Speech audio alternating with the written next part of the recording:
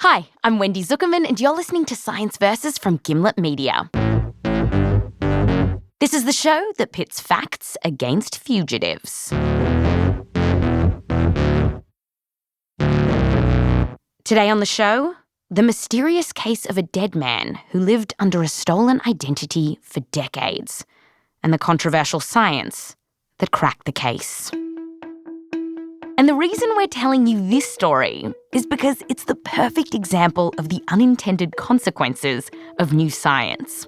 In this case, it's those DNA tests. You know, the one waiting for you under the Christmas tree to tell you where your ancestors are from. Well, it turns out that there are so many people using those tests that it's created this huge DNA family tree, connecting people who want to be found and those who don't. And by the way, the story we're about to tell you does talk a little bit about suicide, so take care when you're listening. And there's resources and numbers to call in the show notes. Our story begins in the summer of 2002. A man has been found dead in a quiet, leafy suburb about half an hour outside of Cleveland, Ohio. It's right next to Lake Erie. It was July, and it was so hot that by the time they found his corpse, it wasn't pretty. It took a week to find the body, so he was literally covered with maggots. This is US Marshal Peter Elliott. He sounds like the kind of guy who is never really out of uniform. Can you describe yourself for us? Yeah, probably not. But, yeah, I don't feel like doing that. But I'm 56 years old, and I've been in law enforcement for 35 years. The man who had been found dead had killed himself in his bathroom. And from what police could tell, it seemed like he lived a pretty lonely life. He lived in this tiny, bare-bones apartment, didn't have much. And from the look of the scene, here's how the cops thought it went down. He counted down the days on the calendar. He locked all the doors in his apartment, went into that bathroom and put the gun underneath the roof of his mouth and shot himself. The man's name was Joseph Newton Chandler III. The cops searched through his finances and found a bank account with more than $80,000 in it. The cops looked for relatives to call, and Joseph had listed a sister on his rental agreement. She lived in Columbus, Ohio, he said. So, and I believe it was 1823 Center Street. Remember this address. It's important. 1823 Center Street. The thing is, though, when the police went there was no sister. Pete told us that the place didn't exist, and that was kind of weird. But then something happens that takes this case from kind of weird to incredibly suspicious. Because the dead man was known as Joseph Newton Chandler III. But when the cops looked into him, they found out that Joseph Newton Chandler III had already been dead for more than 50 years. Joseph had died in a car crash as a young boy. What goes through the mind of a cop when that happens? You know, we go after fugitives every single day. So usually when people have totally fictitious identities, they do that for a reason. You just don't assume the identity, in my opinion, and through my 35 years of law enforcement, if you don't have a really good reason. Pete could smell a rat, and now he needed to know two things. One, who was this mystery dead guy? And two, why did he live under a stolen identity for more than 20 years? Police didn't have a lot to go on. By the time they figured out how fishy this scene was, the body had already been cremated. So that meant the police had no DNA and no fingerprints. And then things got stranger. The cops worked out that this guy had lived a really weird life. He paid for everything in cash, didn't have credit cards, and when they went looking for friends to talk to, they couldn't really find anyone. The only people who seemed to know him were his workmates. He worked as an engineer. But what they had to say to the police made everything seem more suspicious. He had a suitcase packed and ready to go at all times. He used to tell his bosses and people he's working with that they're getting close, and didn't say who they were, and then he'd disappear for periods of time. They just thought he was basically a little crazy. They'd laugh about it. The evidence soon dried up. The case hit a dead end and went cold. No one could figure out who this paranoid guy really was and why he stole someone's identity. But then, a couple of years ago, Pete Elliott created a cold case unit and his team took another look at it. And they found something in his medical records that made them wonder even more. What is this guy about? Science Versus producer Rose Rimler and I talked to Pete about it. Wasn't there something about him going to the hospital with cuts on his penis? Yeah, that is correct. And I'm glad you brought that up. I didn't want to. But,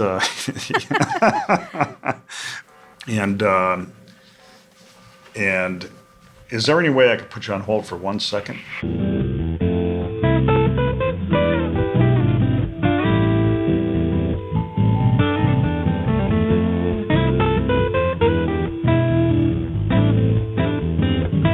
Sorry about that. We got a double homicide suspect that I got my guys on right now. So. Oh my gosh. Okay, well, we will get you off this phone in just a second. That's all right. I got my guy. I had to call him real quick. They're on it right now, so I've got time. Okay, sure. Can you tell us about the weird penis stuff? Oh, yes. So 19, not a lot of medical records, but what we did find out from the medical records was this. In 1989, he went into the hospital and he had a lacerated penis.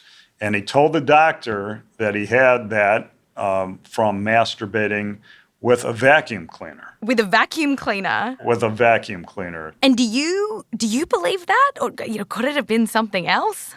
Are you going to make that up? I don't know. I have no idea on that one.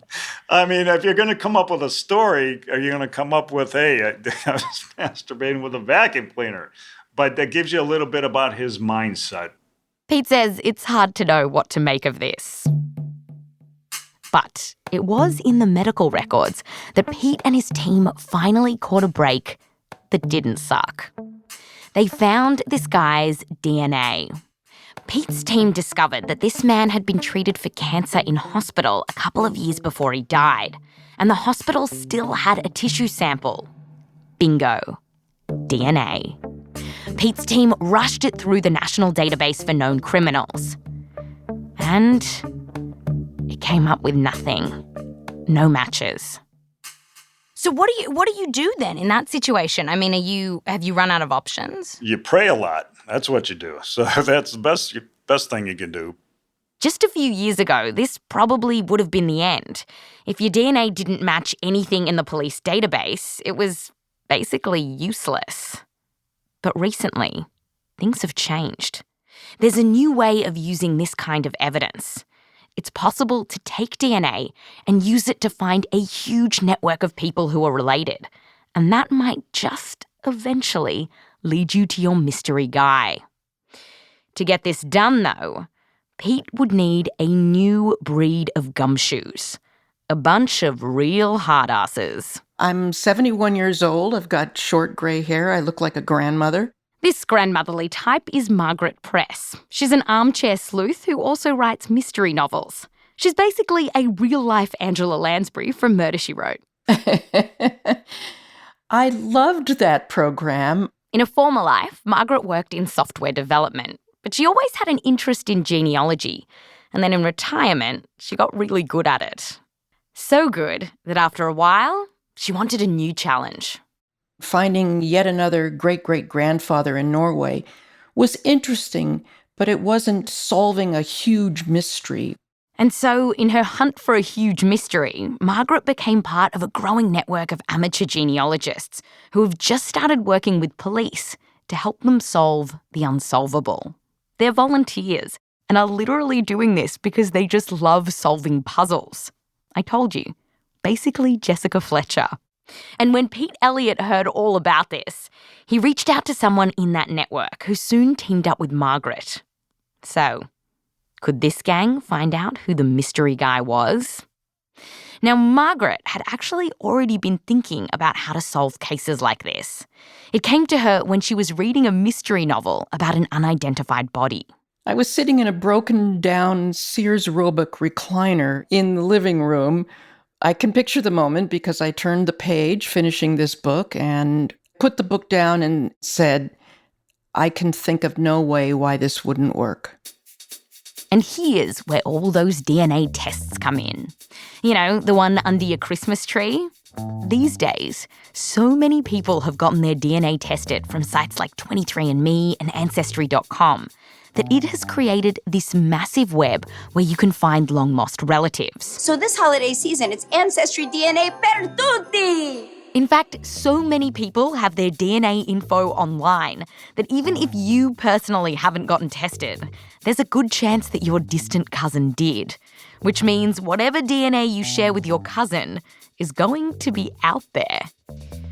Now, for some, this is all a very creepy invasion of privacy. But for genealogists like Margaret, this is a potential gold mine. Now, she can't just log on to Ancestry and look you up. They have rules. There is a place for hardcore genealogists, though, where the rules are a little bit different. It's called GEDmatch. GEDmatch is different from the others because you don't send them your spit for analysis. Rather, you upload the DNA results that you got from a site like Ancestry. And nerds like this place because it lets you do a bunch of stuff that sites like Ancestry won't.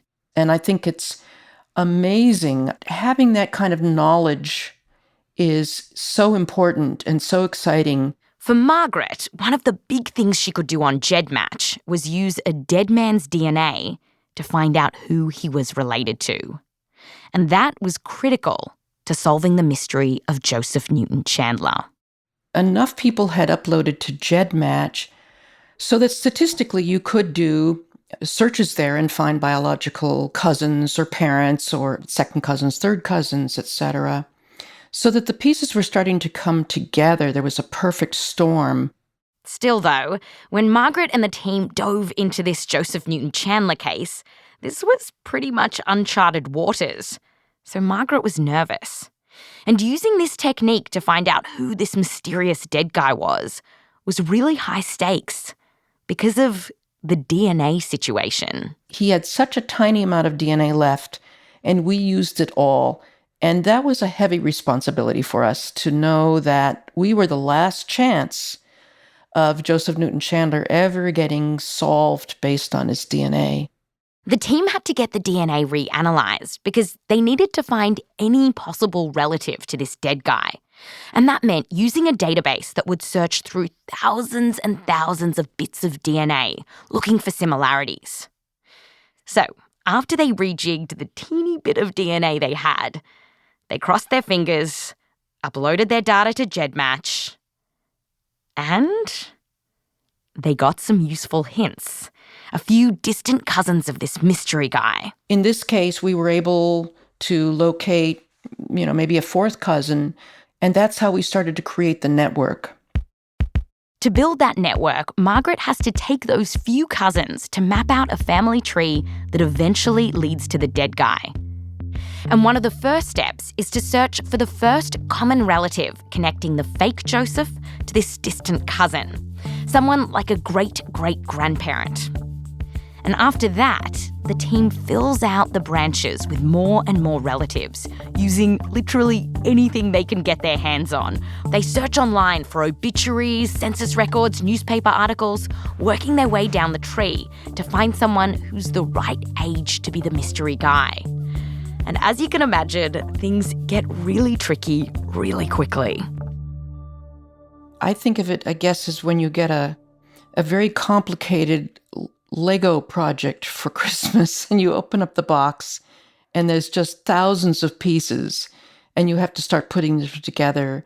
And ultimately you piece together something that looks like a wing or a propeller or something. And eventually, they'd created a huge interconnected family tree linking more than 15,000 people and building back to generations that lived in the 16th century. After months of painstaking work, one night, they hit the jackpot. It's March 2018, the middle of the night, and one of the volunteers finds an important branch in this family tree. She finds the match. She puts it in the tree. It's looking good. She tells us to take a look at it. She takes an Ambien and goes to sleep. So, And so tell me what you were doing at this point. It's 1 a.m. right. Well, I had also taken an Ambien. So I had to drag myself to Facebook, where all the volunteers involved, the few people who were still up, were chattering away and working that. So here's where the group was up to. They'd finally put together enough of this family tree so that it was pointing to one couple as the potential mother and father of our mystery dead guy. And they had several children. And then when we started taking a close look at those children, they discovered that the fourth son, there was no death date for him. And that's when the little bells went off. Here's why the bells were going off. 3 of the children were accounted for. They'd all died. And that left one kid who would have grown up to be the right age of the mystery dead guy. This guy looked like he was it. After the break, we find out who this mystery dead guy is. So, what was he hiding from?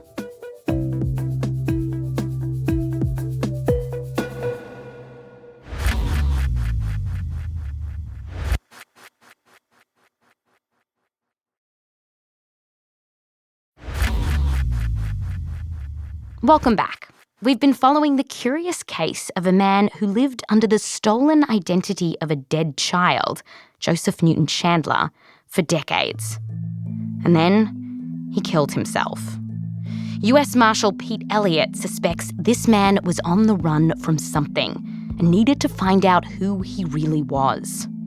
After hitting several dead ends, a team of armchair genealogists took on the case. It's the middle of the night, and they're getting close. They found a child born at the right time to be this fake Joseph, and he shared just the right amount of DNA with several known cousins. The name of this man was Robert Ivan Nichols. Now, the group didn't know for sure that they had their man, so they tried to find out everything they could about him.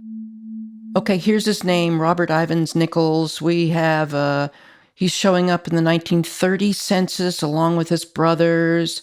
Oh, here's a military record for him. It lists, we see in a later directory that he's an engineer or a draftsman or something. This was a little bell because we knew that's what Joseph Newton Chandler did for a living. But a much bigger bell was about to go off, one that would seal the deal for Margaret's team. One of the volunteers noticed the address listed for the parents was 1823 Center Street in New Albany, Indiana. The volunteer said on Facebook, wait a minute, that address sounds familiar. Isn't that the same address that Joseph Newton Chandler put on the rental application in the 1990s for the sister that turned out to be fictional? So, and I believe it was 1823 Center Street. Yeah, 1823 Center Street. Our mystery dead guy had put that fake address in Columbus, but this Scooby Gang discovered that the real address for this guy's family was Center Street in Indiana. Then the hair stood up on the backs of our necks. That's not just a coincidence. That is somebody intentionally making up an address that he knew well enough to be able to be consistent. That's amazing. Do you know what, as you're telling this story, like the hairs on the back of my neck are going up too? They still do. The team tracked Robert Ivan Nichols as far as they could. And then he disappears off the face of the earth. But that's when Joseph Newton Chandler picks up, and then his life thread starts. And that you can follow also. By the time the sun was coming up, Margaret and the other volunteers had solved a massive part of this puzzle. And they couldn't wait to tell US Marshal Pete Elliott what they'd found by burrowing around this dead guy's family tree. One of the volunteers called him up. And she says, we got it. And I said, you are the best.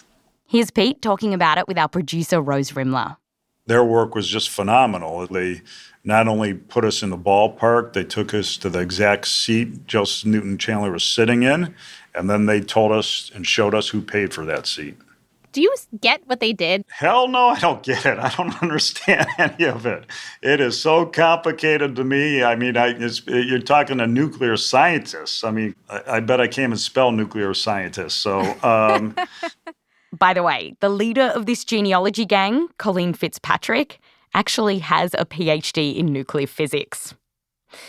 1 month after the team cracked this case, identifying Robert Ivan Nichols, it was announced that a different group of genealogists using this technique had helped nab the Golden State Killer. Police say they now have the Golden State Killer in custody. A key piece of DNA evidence connected the dots just days ago. When it came to Robert Ivan Nichols, Margaret and the team had opened up a ton of new information about this guy. They found photos, addresses, and even a marriage notice. This cold case, it was hot. bingo. Half the story is now solved. We got to worry about the other half. The other half. That is, Pete still needed to find out why this man, Robert Ivan Nichols, had lived under a dead boy's identity for more than 20 years. Why he always had a suitcase packed and ready to go, and why he hinted at his work friends that someone was after him. Who is he running from? Great question. Why would he leave all the time and say they're getting close? I think there's something more there. That's just my gut feeling. Now that Pete had an identity, the case opened up in front of him. He soon found out that Robert Ivan Nichols had kids of his own, and one of them, a son, lived only a few hours away. Pete thought this guy could know something. So earlier this year, Pete hopped in his car and drove south. And he decided not to call first. One thing in law enforcement I learned a long time ago is we always need to keep the element of surprise on our side. Pete had now been on this case for years. He knew exactly what Robert Ivan Nichols looked like. White hair, big ears, almond brown eyes. And then, when he came face to face with his son, I felt like didn't have to say a word. I felt I was staring at Joseph Newton Chandler. He looked exactly like him. There was no doubt. We knew this was family.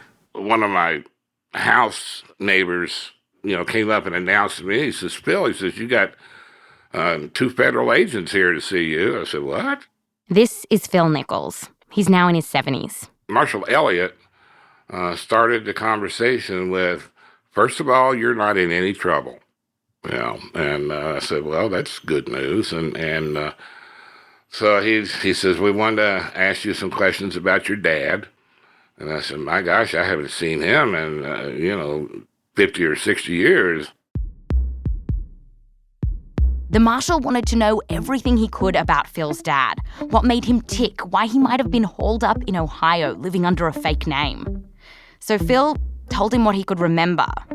He described Robert, his dad, as next-level smart. He had this methodical engineering brain. As a teen, Robert had built a BB gun from scratch, and he also liked making model aeroplanes. Phil has this one memory of his dad that really stuck out. It happened when he was 6 or 7. The whole family was sitting around the table. Mum, Dad, Phil, and his little brother. And Phil described what happened to our producer, Rose Rimler. It was his birthday. We had dinner, but the 2 kids had not finished the plate yet. Dad had already finished his, and he was saying he wanted some cake. And Mom's saying, no, let's wait and, let the kids finish and we'll all have cake. And he just reached out, with that right paw and grabbed a chunk out of that cake. And what did you do when he did that to the cake as a kid? I was just aghast, and I was kind of, in my mind saying, yeah, you go, Dad, that kind of thing. But actually, I was kind of impressed a little bit because that's the first time I'd ever seen my father take any kind of action, or at least anything leaning towards macho. So he did grab a big chunk of that cake. Phil told us that while it was memorable, an outburst like that was totally out of character for his dad. For the most part, Robert Ivan Nichols was not very expressive at all. He was a kind of quiet guy, kept his feelings to himself. Dad was a difficult individual, certainly to get close to. I don't ever recall hearing the word love in our house, ever.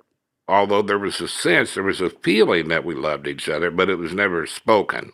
We certainly weren't the 50s sitcom family series on television. Phil has one idea about why his dad was like that. Before Phil was born, Robert went through something that completely changed his life. He'd served in the Navy in World War II. The ship he was on was attacked, and a newspaper article from the time reported that a lot of people around Robert were killed. The newspaper described it as 52 minutes of hell. As explosions rang out, Robert kept trying to help other sailors, but some were blown up right in front of him. Robert himself was wounded, and he later received the Purple Heart. When he got home, Robert burnt his military uniform, and those airplane models that he'd built by hand, he destroyed them all.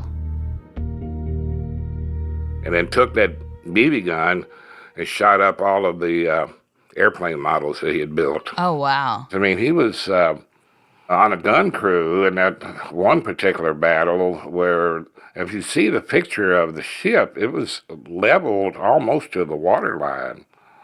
He caught shrapnel in his back and his hip and his legs. When I was 12 years old, he was still having shrapnel removed. We can't know exactly how Robert felt about his time in the war or what it did to him. We do know, though, that eventually his relationship with his wife, Phil's mum, started breaking down. The two divorced in the early 60s, and it was a year later that Robert Nichols took off. He bought a convertible and ditched the family.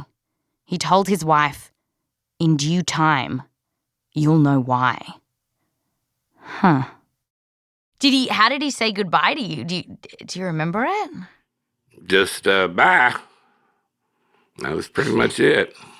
He was a man of few words.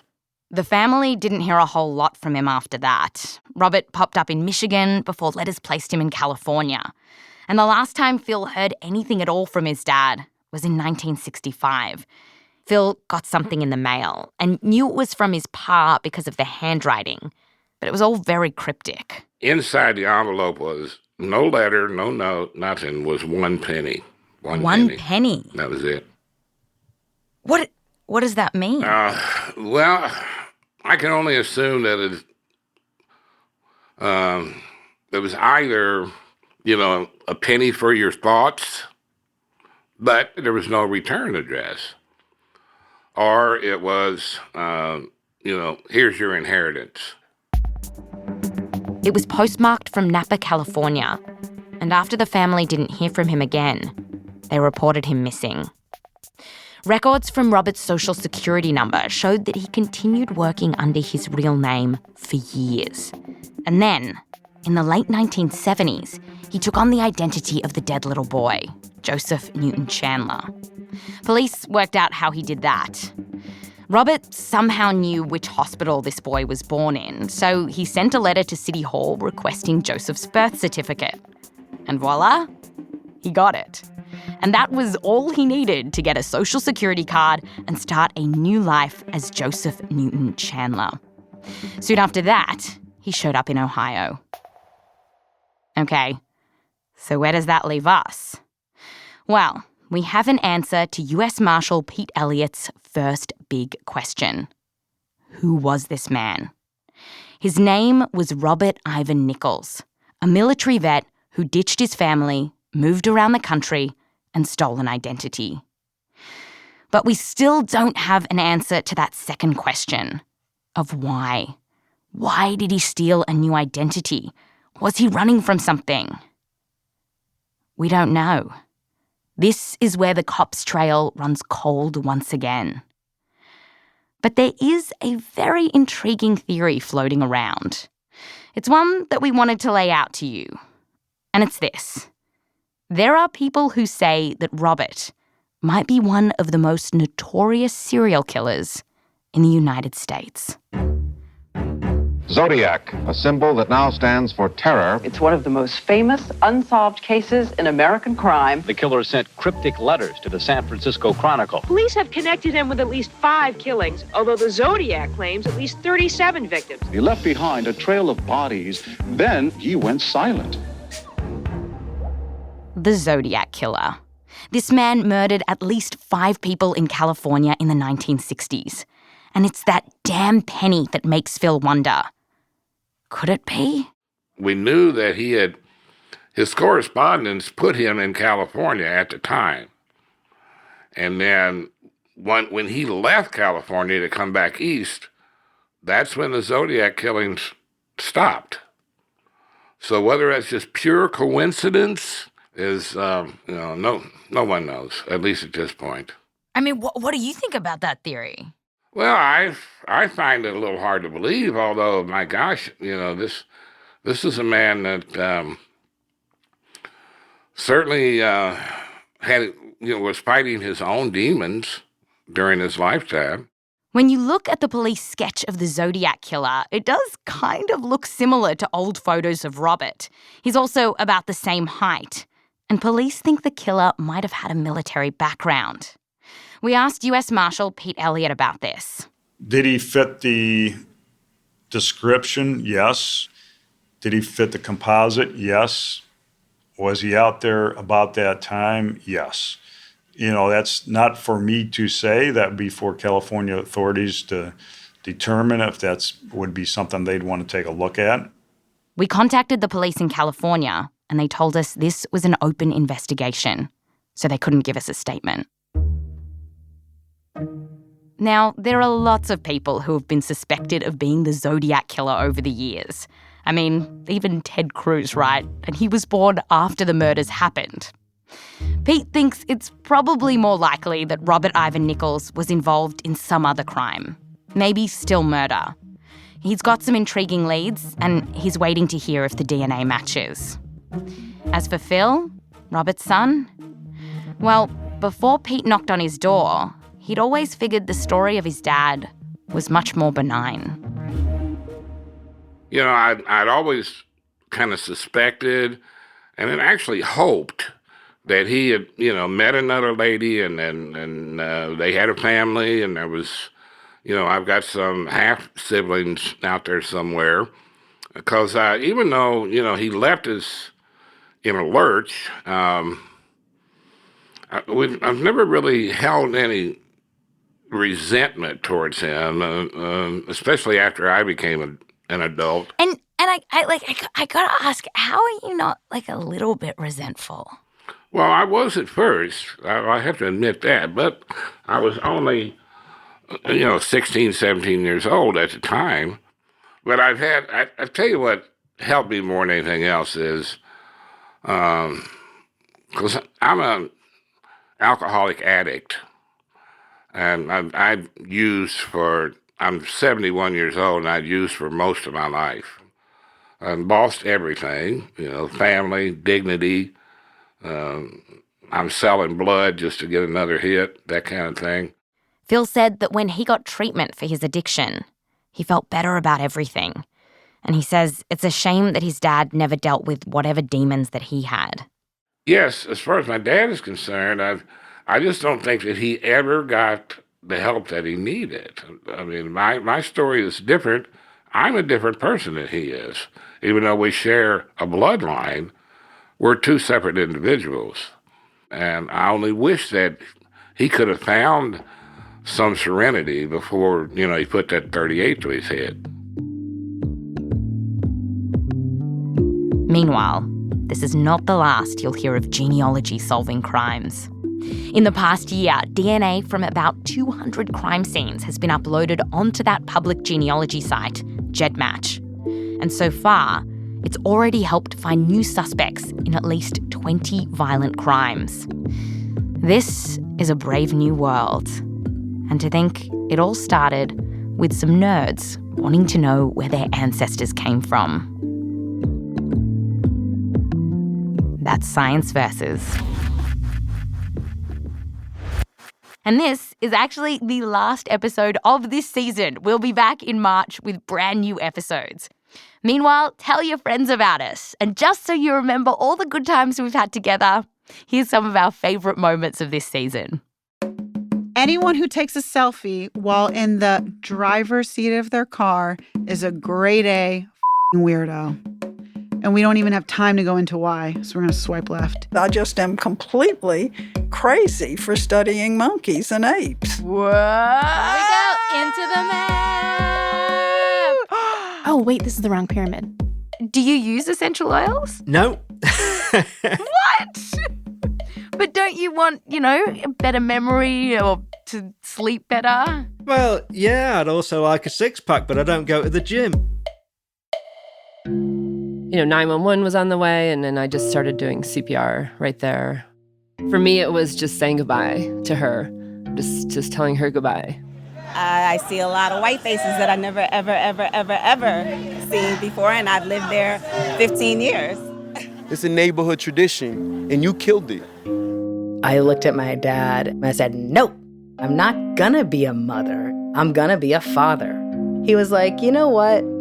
Okay. You can be anything you want to be. And if you liked this episode of Science Versus, another show I think you're going to love is called Criminal. Criminal has been called the thinking person's true crime show, and it's one of the first true crime podcasts out there. Recently, they told this fascinating story of a Texas woman who solved the murder of her college roommate. They've also investigated how to fake your own death and get away with it. Some criminal stories are funny, some are intense, but they really all are completely fascinating. Find them at thisiscriminal.com or subscribe to Criminal wherever you get your podcasts. This episode was produced by Rose Rimler and our senior producer, Caitlin Sori, with help from me, Wendy Zuckerman, as well as Meryl Horn and Odelia Rubin. We're edited by Blythe Terrell. Additional editing help from Alex Bloomberg and Caitlin Kenny. Fact-checking by Michelle Harris. Mix and sound design by Emma Munger. Music written by Emma Munger and Bobby Lord. A huge thanks to all the people we got in touch with for this episode, including Dr. Colleen Fitzpatrick at the DNA Doe Project and Curtis Rogers at GEDmatch. Recording help from Celine Ross, Tana Weingartner, and Daniel Robertson. And also a huge thanks to everyone who helped us out this season. Frank Lopez, Jack Weinstein, Christopher Suter, Andrew Brace, the Zuckerman family, and Joseph Lavelle Wilson. I'm Wendy Zuckerman. Back to you next time, in March.